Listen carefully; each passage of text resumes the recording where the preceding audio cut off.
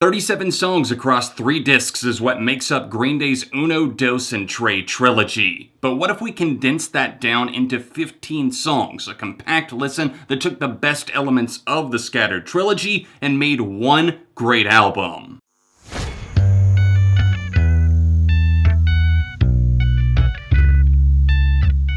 What's up everyone, welcome back to ARTV. My name is John and it's time to boil down the trilogy released in 2012 by the punk rock band Green Day. Uno, Dos, and Tre were released in succession over the span of about 3 months, and at the time, as a massive Green Day fan, someone who considers them his favorite band, I think that I was really excited, but I was also blinded by my love for Green Day, and I couldn't really think critically about it. I was new to YouTube, and I kind of regret the way that I did my reviews back then, but looking at it now, there were good ideas in the trilogy, and I liked that Green Day wanted to get back to basics, but they were overly zealous about it, and as a result, we got a lot of songs that felt very formulaic. They followed a very similar drum or guitar pattern. All of the tracks pretty much were just verse, chorus, guitar solo, and then the end of the song. Before we go any further, I've been thinking about this topic for quite some time, and I was inspired by my friend Johnny, aka ViralRak, who has the series Redacted right here on YouTube. I want to give him a shout out for the idea. I got his blessing on this.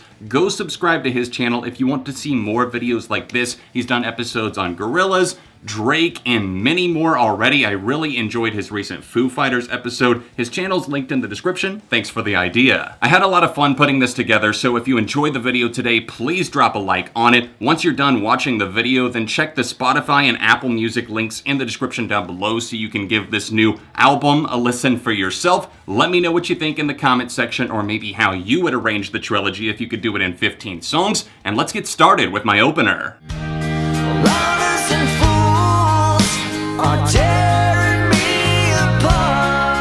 You really can't go wrong with Brutal Love as your opener. In fact, I think it's the best opener out of all 3 that we got in the trilogy. At least it makes the most sense to kick off the record. It's definitely still a blast to listen to. It calls back to the 60s, even the 70s. It reminds me a little bit of Elvis with the way that the vocals are done, the overall atmosphere. I like that they throw some brass on this track. It's just a good introductory tune that really sets things in motion.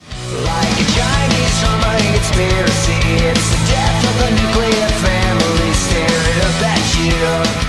You might find it weird that I selected Nuclear Family as track 2 when it was actually the opener off of Uno, but honestly, even though it did a good job at opening up that record, I like the fact that Brutal Love gave us something a little bit slower before moving back into the more punk rock tendencies and the just very down-to-earth, very fun style of Nuclear Family. This track is so good. I love Billie's vocals on this one. He unleashes a little bit of a howl. It sets the tone for a more high-octane experience that's going to come. So as we keep going with the track list, keep in mind that I tried to take the listener in and out with the octane, with the energy, with the overall aura. Amanda, don't you know that I still walk around this foggy road? After Nuclear Family, we move into Amanda, which is a great track. Tre Cool on the drums really stands out on this one. I just always like the melody. The chorus on this one is fantastic. It's kind of shifting keys a little bit as it moves up. There's a lot of talent and a lot of heart that went into this one, but I imagine like Nuclear Family perhaps talking about somebody who's scared a little bit of the idea of a nuclear family or maybe traditional things. And then Amanda is the track after that where he starts to reflect on life. And Tre as an album overall initially was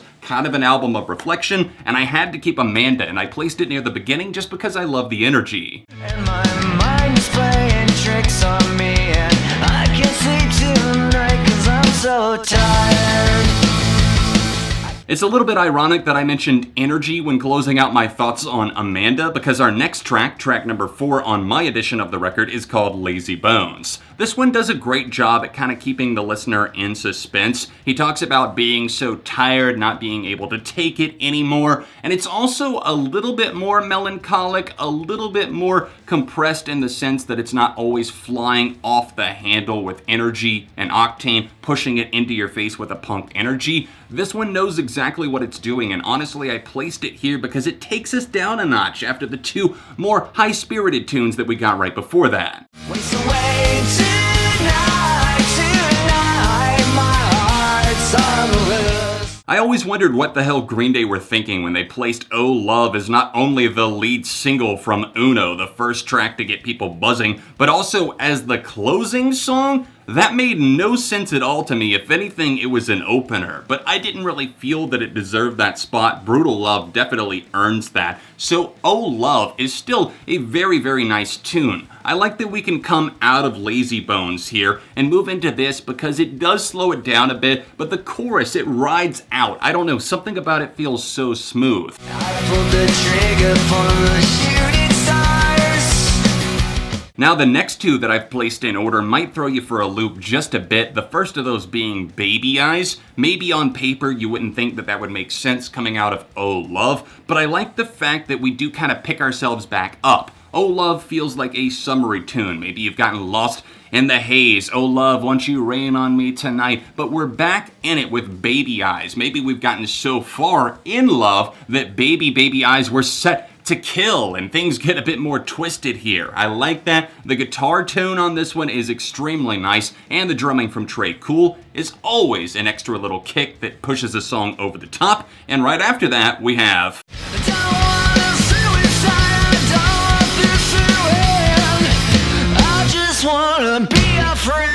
Yep, I kept Lady Cobra right after Baby Eyes because this is the only moment in my version of Uno, Dos, and TRE condensed that actually kept two songs in the exact same order that they appeared on an album. Now, Baby Eyes and Lady Cobra are both relatively short, clocking in at under 3 minutes, so it made sense for me that these tracks do go hand in hand. Lady Cobra kind of talks about maybe being so intoxicated with someone, perhaps with the baby eyes or whatever the case may be, that they're kind of stumbling around. Maybe they were bitten by the cobra, if you will. I like the kind of off-kilter guitars here. The strum pattern's a little bit different, and it throws a little bit of a wrench in our gears. It keeps things from getting stale, and that was the original problem with the Trilogy. Shut your mouth cause you're talking too much and I don't give a fuck anyway. Let yourself go, let yourself go. Riot in the streets and Let Yourself Go. I always felt that this was a bit of a protest song, so I've placed Let Yourself Go at number 8 in my track list here. I always felt that this song had something about it. There was a certain connectivity that I always felt. The guitars definitely keep you hanging on the edge. You're like, alright, they're gonna break into it. This is gonna get loud from that opening riff, and they do not waste it at all. This song for me has always gotten the job done in a major way, and even the lyrics that feel a little bit childish, always fucking with my head, everything like that, they get a little bit old at times, but honestly, this song is too slammin' to ignore and to not include here, and it's a great moment, probably the pinnacle of energy on my edition of the record. I'm down in the pavement again. I'm missing you.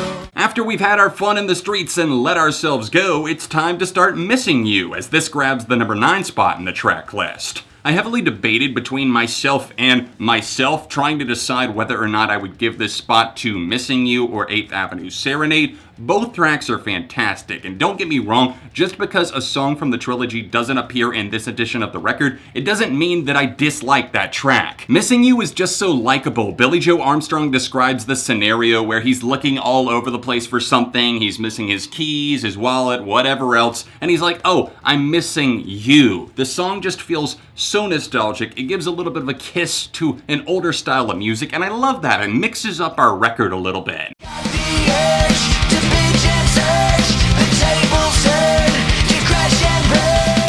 That last little sting of a guitar fade out on Missing You segues us perfectly into the number 10 spot, which I've given to Dirty Rotten Bastards. If you know anything about me and Green Day, then you know that I love those multiple part songs. I'm a total sucker for it, so obviously Dirty Rotten Bastards had to land itself a home somewhere in the track list. I put it at number 10 because it did come later in TRE, and I do think that it's a good late in the album type song. This one has a nice chomp to it, and I like that after the guitars of Missing You, we fade into this one a little bit of drums, some faded vocals before really kicking into it with the whole yeah. yeah. When Green Day can put on an entertaining show like this that lasts for, I say, more than probably 5 minutes, because a lot of their songs are less than 4 easily, because they are a punk band and they typically write songs that are a little bit more concise, but they're also great at expanding. They can push the envelope a bit. This one's not nearly their longest to date, but it is over 6 minutes. It transitions perfectly between different parts of the song. I like that it opens up in one section and it's able to move into something else entirely. The guitars change the overall spirit. It almost feels like a drinking song, and that's the perfect place to put a song like this in the track list. Carpe diem, a battle cry.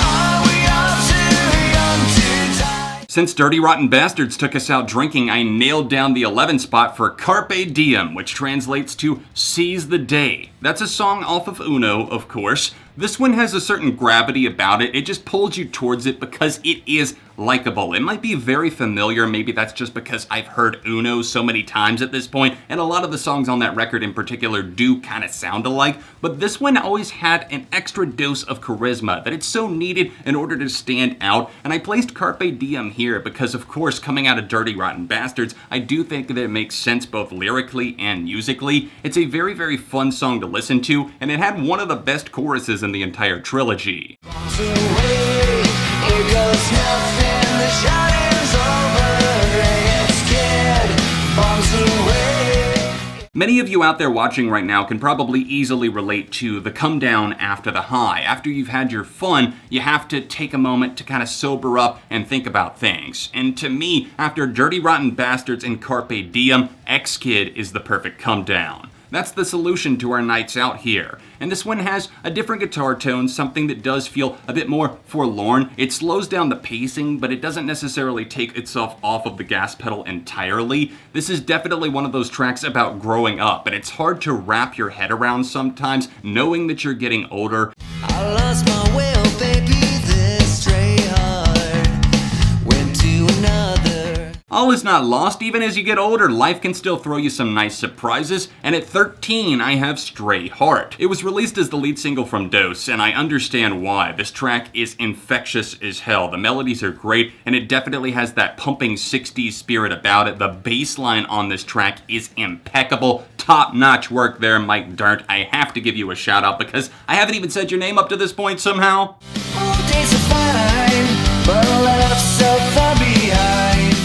Our Stray Heart may have caused some chaos in the streets after looking for love in all the wrong places, but I've dialed it back in. The number 14 position, the next to last on this edition of the record, goes to Sweet 16. I've awarded it this spot simply because I do really, really love this song, and it's not just that I love it, it's also something that I feel is a little bit more thoughtful. They gave themselves space to work with on this track, room to breathe, if you will. The production isn't overly done, it doesn't feel too complicated. The vocal filters that were present on a lot of the record feel a little bit less intense here. That honestly ruined some tracks, especially as I've listened to it more and more, but Sweet 16 is something that just feels sincere. I think that Billie Joe Armstrong wrote a batch of songs that did come from a good spot, whether that be fun, from the heart, whatever else, but maybe only like 15 to 20 of them actually should have been released.